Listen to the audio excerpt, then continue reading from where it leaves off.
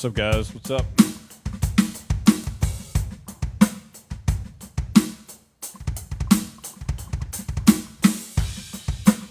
What's up? What's up, Joseph?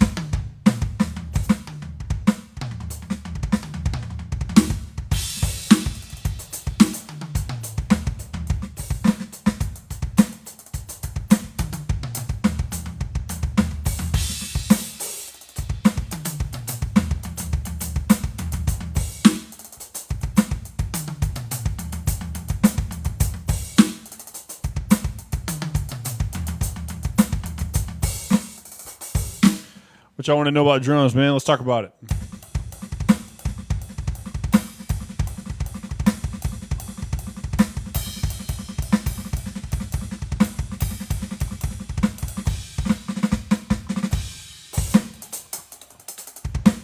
Stupid freaking mic won't quit moving.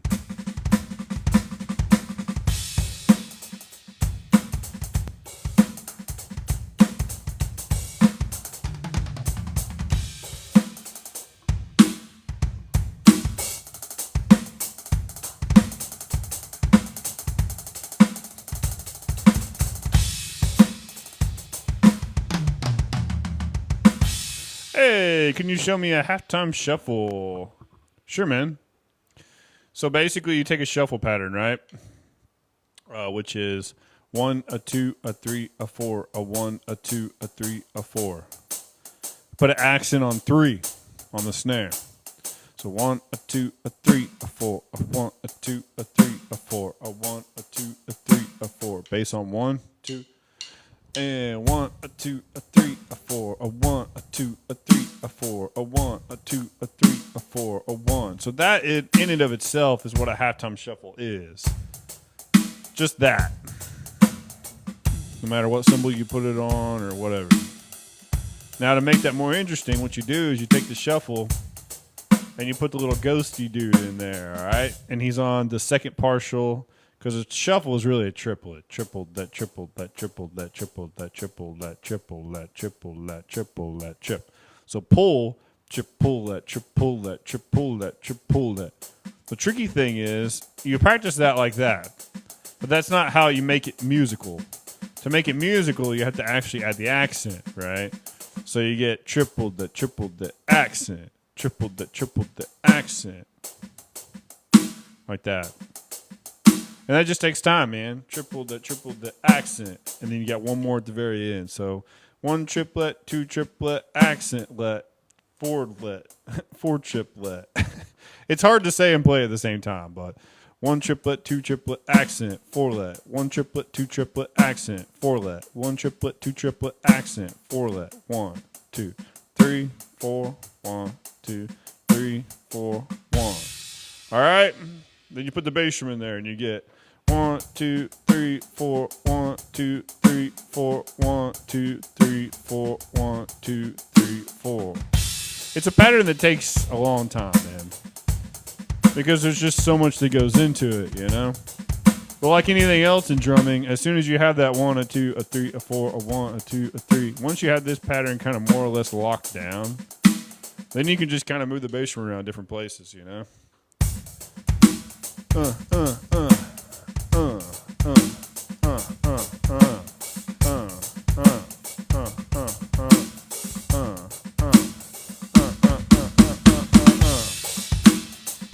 People want to make a melody out of it way too soon, you know? You got to have the foundation down before you can make a melody out of it, you know? And then the fills are always triplet bass. So triple the triple the triple the triple the triple the triple the triple the triple the I mean they don't have to, but to keep it clean, you know. And triple the triple the triple the triple the triple the triple the triple the triple the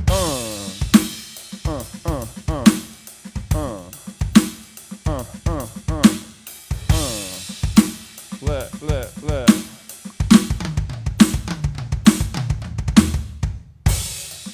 What's up, Randy Rusty?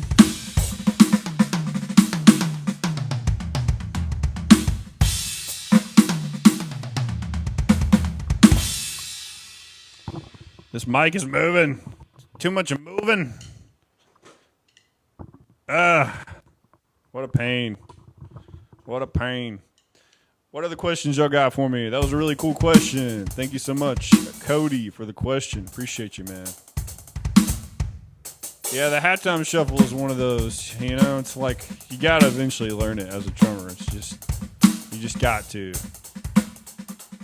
What I've been working on with that is putting more open hi-hats where I'm not used to.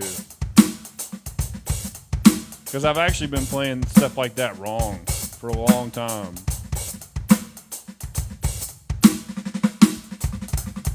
Like when you do like a 1, a 2, a 3, a 4, a 1, a 2. See, I'm playing it wrong.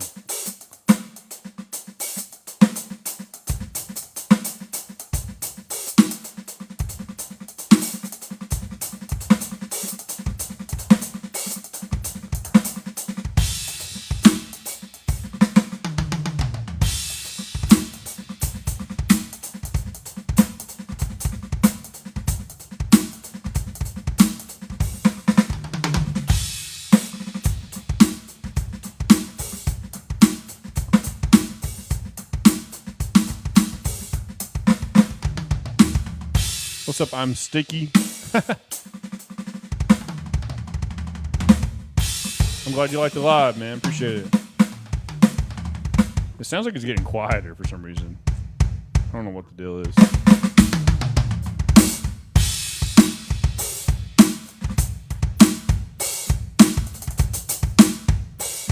Appreciate it.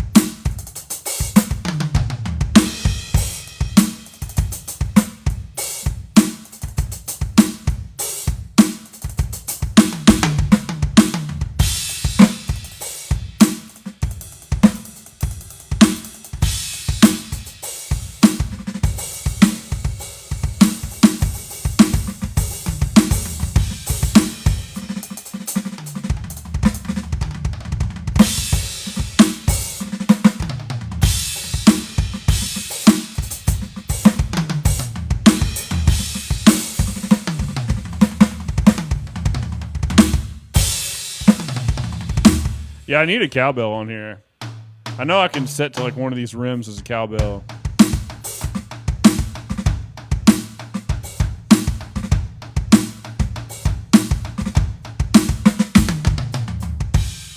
That'd be fun, yeah.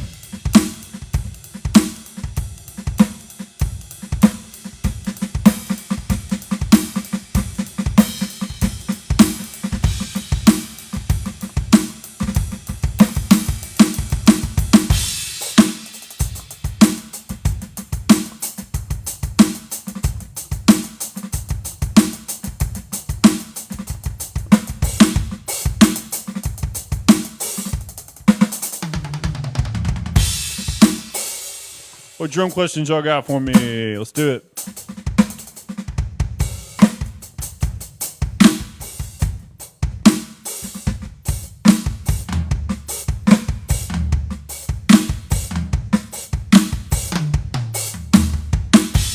Lowrider. It's like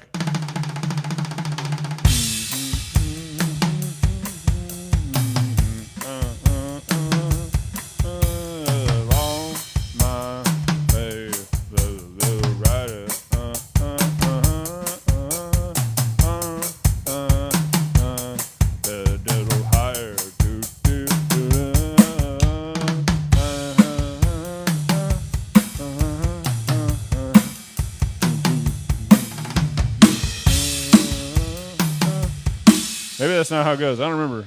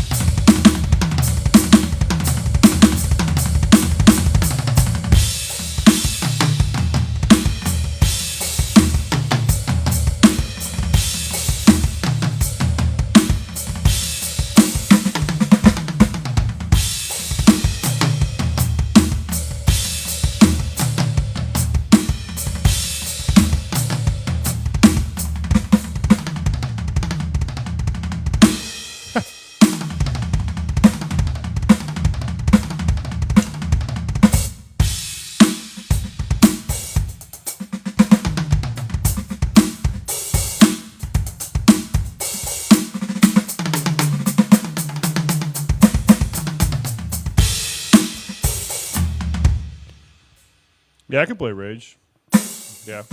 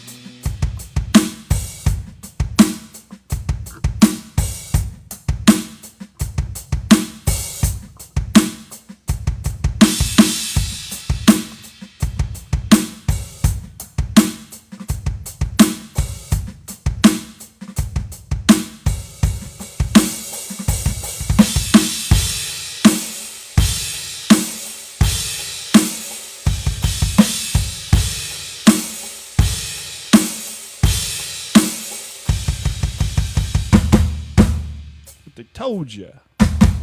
Should have do what they told ya. Should have do what they told ya. To do what they told ya.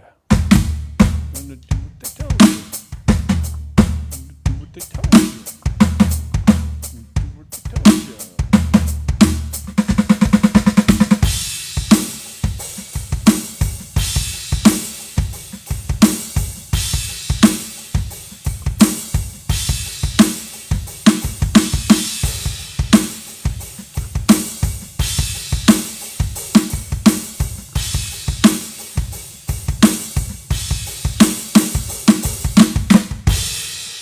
Something like that.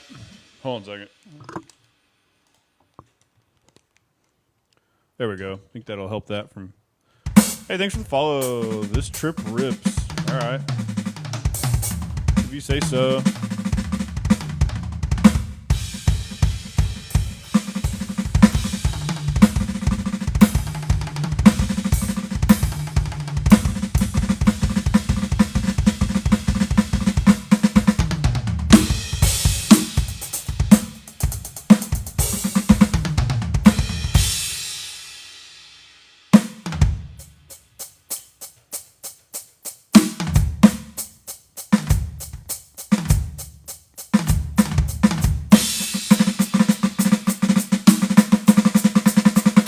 Nah, I don't know, man. I never learned that one. Something like that, though.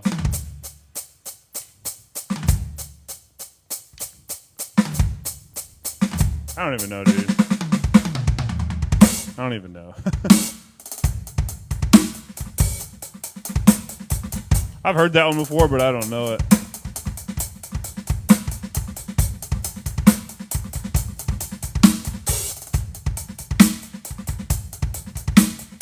Mostly doing lesson material right now. You guys got any drum questions for me?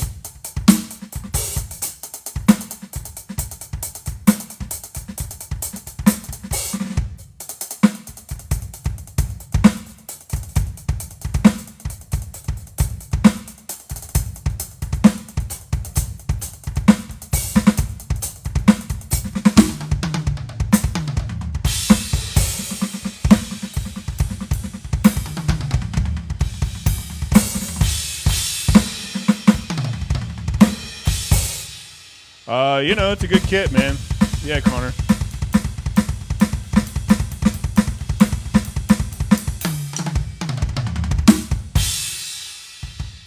Yeah, it's a good kit, man. Yeah, exactly.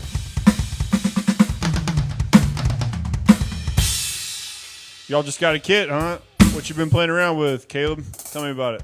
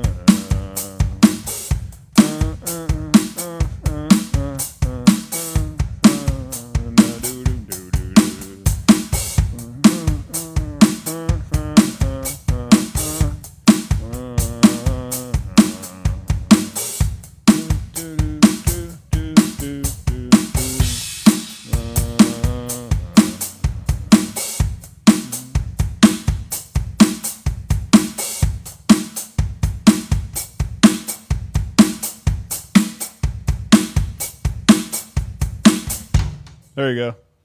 1975. Oh, nice, dude. Audio engineer. So you can tell me what's wrong with my setup then.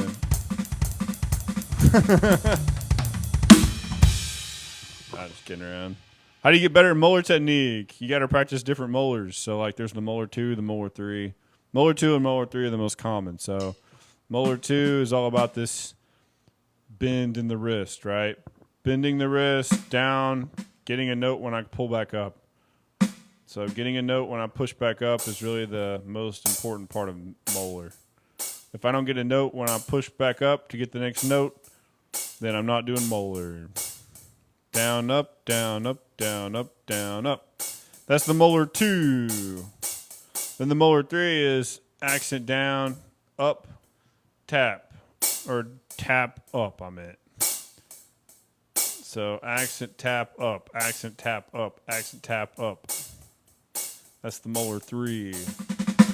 Molar 3 helps you with licks like this. That's why anytime you see a drummer using licks like this, they're really just using molar. Just like anytime you hear a drummer doing this, they're using the molar too. Just alternating it. That's why it's kind of got that wavy sound.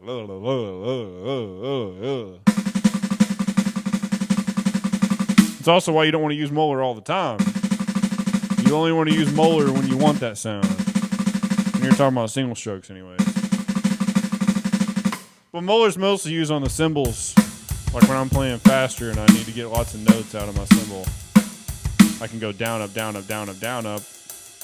And I can get lots of notes out of the cymbal by going down, up.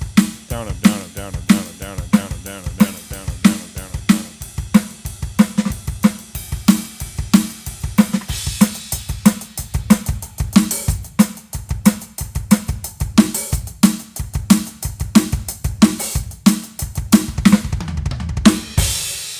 What separates a good drummer from a great one? All kinds of different stuff that good drummers don't want to practice to make them great. Mainly rudiments. That's one separating factor. Drummers who practice rudiments and drummers who don't. As well as linear ideas. Playing bass, hand, foot. And I don't just mean playing linear, I mean like practicing in it and getting more comfortable with it. Like actually being able to use it. Hand, foot. Hand, foot, foot. Hand, foot. Anything linear.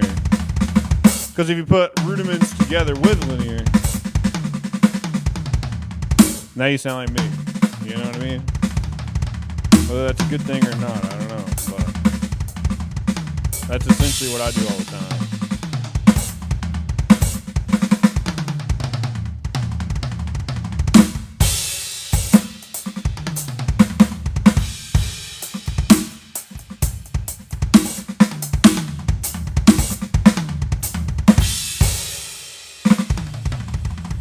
So, to be honest, the main answer to that question is just not just only playing songs. Good drummers practice the songs. Great drummers practice the songs. They learn how to read. They practice rudiments. They practice linear.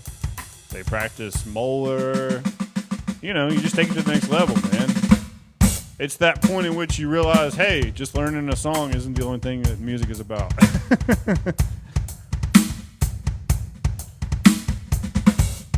It's a great question. What's the best way to practice? Well, to be honest, most musicians would spout the whole, give me a second. That's amazing, but if you were it, nearly impossible for me not to overplay anything. You're right, Caleb, but that's the thing. I don't overplay either, and I get hired to play every single week. You know what I'm saying? It's all about learning how to, it's personal responsibility, okay? You know, you still want to push yourself and learn and grow, even if I'm not going to use this idea on a church gig, or I'm not going to, I know how to play jazz. I'm not always going to be using that, you know what I mean? So you just answered your own question, man. Like, good drummers are good. great drummers know how to play lots of stuff, and they know when to use that stuff and when not to. Now, going back to the practice question, what's the best way to practice? I'm big on self-awareness. Like, how well do you know who you are as a musician? You know what I'm saying? And learning what that means. Like me personally, you could say this is bad or this is good. I don't really care. I've never had a routine. I don't like routines. It's not my vibe, man. If you would have put me on a routine since the very beginning, I probably wouldn't be a drummer today. You know what I'm saying? And so that's just me, man. Now, some musicians will swear up and down that routines are the best way to get better at music. That's fine, you know? I don't disagree with them. You got to know who you are. So that's first, okay? If you're a routine kind of person, then do a routine. And if a routine works for you, cool, man. The reason why a routine doesn't work for me is because music isn't about routines, okay? Music isn't about exercises. Music isn't about rudiments. Music isn't about any of that stuff that we practice. But that stuff that we practice is important. What's my point? Music is about balance of lots of things. Mainly balance between expression, playing, and practice. That's what music is really about. The balance between expression, playing, and practice. Now let's break those down. Expression is what I'm doing right now. I wouldn't do this on a gig, okay? I'm just expressing myself. I'm playing different ideas, and I'm having fun doing it. It's expression. It's not really practice either. It's just sort of expression, all right? So you ask yourself, okay, well then what actually is practice then? It's when you have a goal, all right? Anytime you have a goal, you can be practicing something. So, you know, if I took that same idea I was just playing, I don't even know what it was, something like, I don't even know what I was just playing. If I had an idea, ding, jigga ding, jigga ding, jigga ding, and then I practiced playing stuff on top of that, right? So I don't know. That's a certain type of practice because it has a goal. The goal is to keep this moving while I do other stuff. Now you might be saying, well, that's really complicated. I'm just playing around, man. That's just one way to practice, like out of thousands of, tens of thousands. Anytime you have a goal, you can practice something. If your goal is to get better at a rudiment, that's practice. If your goal is to get better at a linear pattern, that's practice. Hand, hand, foot.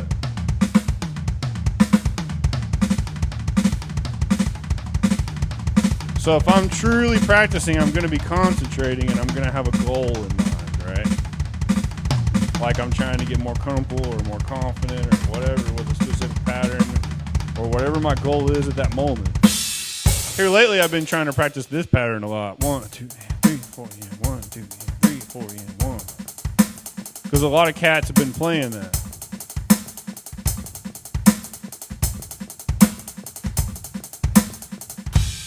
Well, how do you get faster at bottom triplets? You do what I just said. It's a mindset, man. And you have to have a goal, okay? Like you set a metronome on and you first understand that it's triplets, right? So foundationally speaking, triplets. Tripled that, tripled that, tripled that, tripled that. Hand, hand, foot, hand, hand, foot, hand, hand, foot, hand, hand, foot. Now, Bonham most of the time did this left, right. And so it's also a sticking thing, right? I practice sticking, left, right kick, LRK, you know? But see, in my head, I have to have internally. See, rhythms don't come from the drums. That's why you can two drummers can play the same drum set, and it can sound completely different. Everything you play comes from within. So you have to train your body. You have to train your ear and your body, your internal sense of rhythm and tempo and subdivision. So that's why the metronome is good, because the metronome helps you tune over time your eternal sense of timing and accuracy and spacing and all that.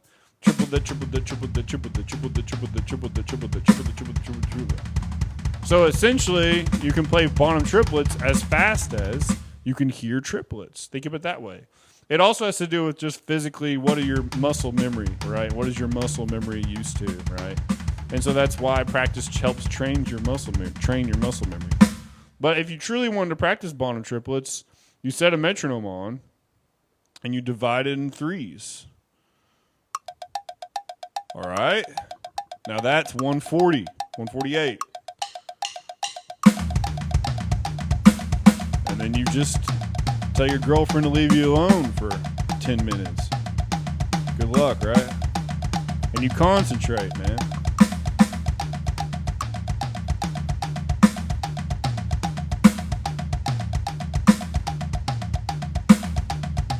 And you're trying to get it clean. Now, if it doesn't work, then that means you got to be self-aware and not get mad and make the metronome slower.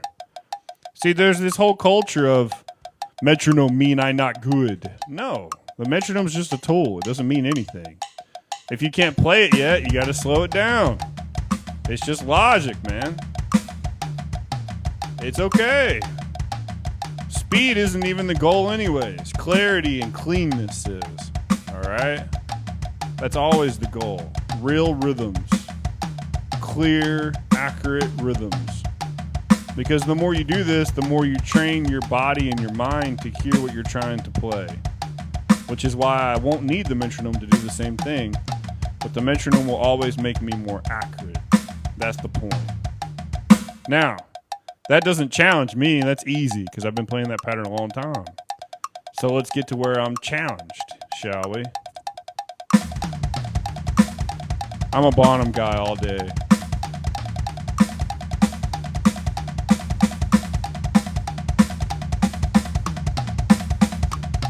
It's also helpful to know that this isn't the only pattern you can do this with. Like, this is just good to do anyways. Like, set a metronome on triplets and just practice playing stuff. Whether it's singles with accents.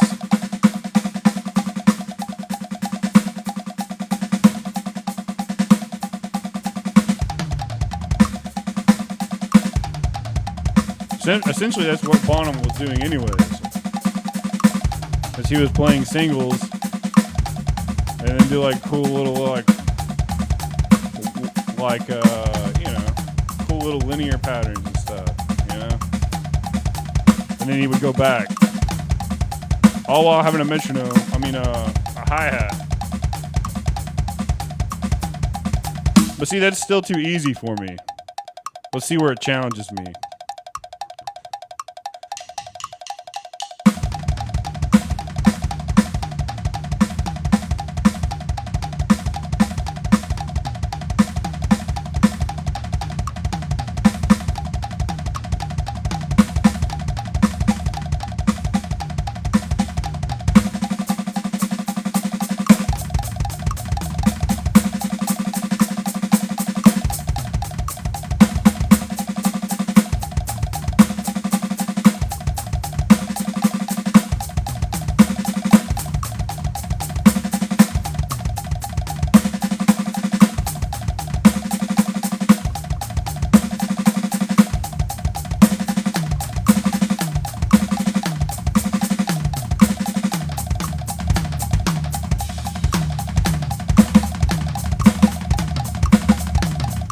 Yeah, that's a good tempo for me to play that at, actually.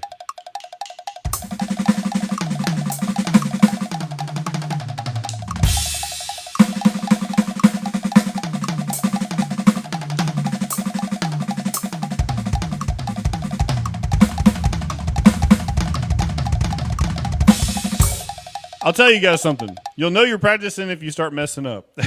Right? You'll know you're practicing if you start messing up. Really, if I put on a metronome on sixes, because that's essentially six at that point. 1 and 1 and 2 and 2 and 3 and 3 and 4 and 4 and 1 and 1 and 2 and 2 and 3 and 3 and 4 and 4. It's a 6, you know?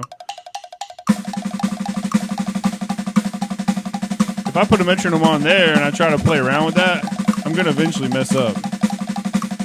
That means I'm growing.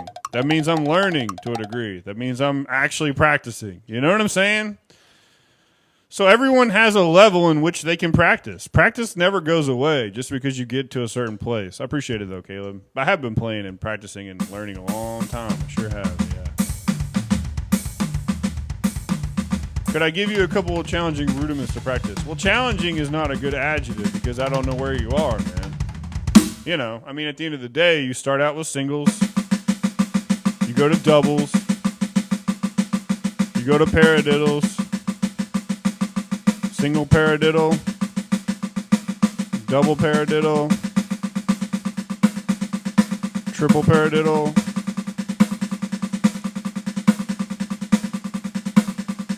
paradiddle diddle, paradiddle diddle, paradiddle diddle, paradiddle diddle, paradiddle diddle. So if you don't know all those, then there's your homework, all right?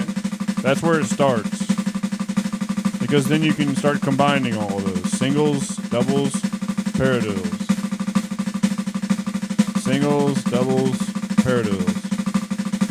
Singles, doubles, paradiddles.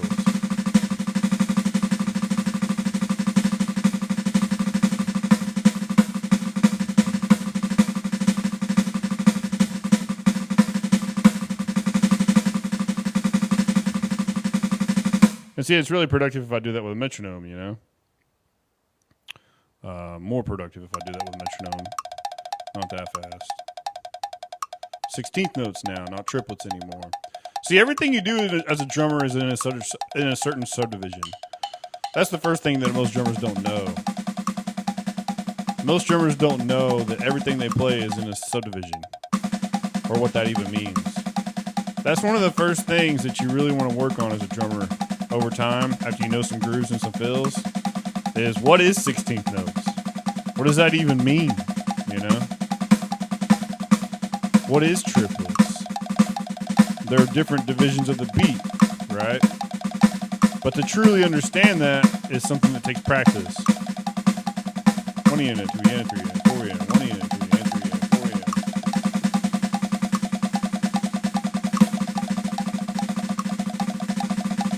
A 6/4. How to fix limb separation. In drumming, Aiden, we call that independence, okay? And the easiest way to think about that, which is really logical, but way easier said than done, is in drumming, you're either playing everything with the cymbal grid, the eights, essentially. See how I'm playing everything with my cymbal?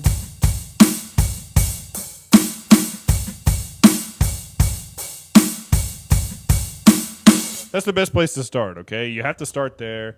You have to start somewhere, okay? But the opposite of that is the ability to be able to play off of the cymbal grid. Another way to think about this is sort of the cracks in between where the cymbal is playing. Technically, this has a technical name. It's either called independence, or you could also call it E and because that's actually what it is. It's E and E, E, E, E, Now, that doesn't help you play it any better, but it is kind of halfway important to understand that you're essentially creating 16th notes. 1 E and a 2 B and a E, E, So how do you study that sort of thing? Well, you break it down. You have bass independence and you have snare independence. So bass independence is when my bass drum is off of my hat. So one of the best bass independence patterns to practice first is together, apart. Okay? Hey, if y'all are digging this free drum lesson type advice, man, I'm one of the best in my area, and usually this kind of information costs money. So like this live, man. Hit me up with it. But anyways. But yeah, you got boom, to cut. That's called bass independence. All right? I'm from Chattanooga, Tennessee. But I can offer online lessons as well, so... And in online lesson, I don't just sit here and ramble either. I listen, ask you about your day, and I care about you as a student, and you know what I mean? And you play for me, and I see where you're at, and, it's one of those things I can see where you're at, and I can show you different things that I can help you out with. I'm real laid back, man. I do it all the time, man. I'd love to get you in the schedule, Caleb. Just let me know, Hey, Cheyenne. Hope you and James and your kids are doing well.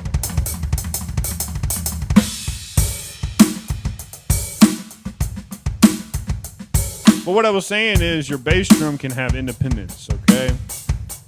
But it takes time to learn how to do that. And then you can also have snare drum independence. One of the best snare drum independence patterns to learn first is together, apart, together. Together, apart, together. part together. Thanks so much. I appreciate you guys so much for the support. You know, me and James, we were always the last one in the car rider line, and we'd always hang out at the end of the day. It was literally always me and James. He probably told you that though. We were always talk and hang out at the end of the day, school day, because we'd always be the last ones there. It was kind of cool, I guess. But no, I really appreciate the support. Thanks for. To be honest, you know, not a whole lot of people really care about my books. So the few that do actually care, it really means a lot. It really does. What is a more challenging thing you could practice? I mean, Caleb, it all just depends on. Where you are. You know what I mean? There is no such thing as challenging. You know what I mean? What does challenging mean? You know what I mean? It can mean lots of things. It depends on where you are. Gospel drumming, you know. Well, the thing about two is he has gospel aspects, but he's not. I wouldn't call him a gospel drummer necessarily. I wouldn't call him a metal drummer either. I don't know what you call two. He's kind of a weird hybrid combo between metal and gospel to a degree. You know, he got some funkiness to him. You know, he's a very funky kind of guy. The main thing about two is it's just chaotic, you know? I mean, his drumming is very chaotic, right? A very specific rudiment you could work on. It goes back to, I don't know what your hands are like right now. Like, the thing about rudiments is, like, it goes back to, like, how much rebound do you have in your playing already? Because rudiments don't mean a whole lot without actually talking about rebound first. The funny thing is, the first thing you study as someone who's talking about technique is actually what we call eights. Rebound. Okay? Now, you might be saying to yourself, 8 notes on one hand, good Lord, man, I can play that. It's not about can you play it or not. It's about how accurate and how good is it. Like, how much rebound are you using when you play it? See, drumming is all about rebound and controlling rebound. Okay? Just like it's all about the control over lots of different things. Control over your ability to break apart your limbs. Control over your ability for dynamics. There's so much different types of control in drumming, you know.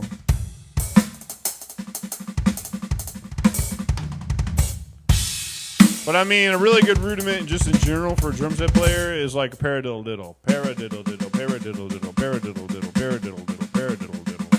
A paradiddle diddle is right, left, right, right, left, left. I really like this rudiment a lot because it's essentially 2 singles and 2 doubles. So you get to practice both. It's kind of like a package deal. Most drummers love the paradiddle diddle. It's a very nice rudiment. It's one of the most favorite ones of most drum set players, including me. I love paradiddle diddles. It's good times.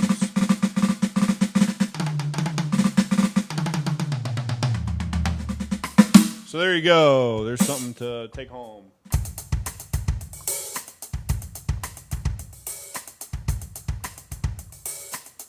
Well, I can't really speak on gospel drumming per se. I can tell you, like, what people mean when they say that. You know, the first thing we have to keep in mind is, what is gospel drumming? Well, gospel means drummers who drum in church. And it's typically referred to African American, the black community, right? Black drummers, yeah, who play in church. That's really where gospel drumming comes from, all right?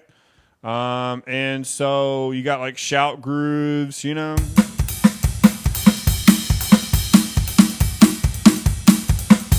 But like, you know, I'm not an expert, you know. Obviously, I'm not part of that culture. You know, the church I play in is contemporary Christian, right? So far from gospel, it's funny. You know, simple rhythms and not much syncopation. And so gospel drumming comes from playing in church, man. But also, you know, it also has a lot to do with, you know, linear in general, right? So, like, just, you know, linear drumming in general, man, you know? Like, they do a lot of, like, foot, hand, I've noticed that a lot. A lot of gospel drummers like the foot hand pattern. But they're just real on top of the beat most of the time, you know? They try to keep 2 and 4 in there most of the time, you know, and just, I don't know, man. I'm not a gospel drummer at the end of the day, you know? I'm more of a funk and rock kind of drummer.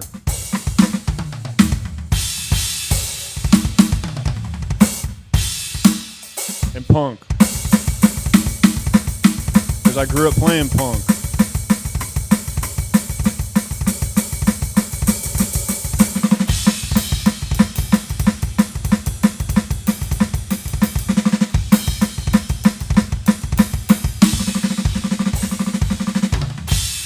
The stupid mic keeps attacking me, man.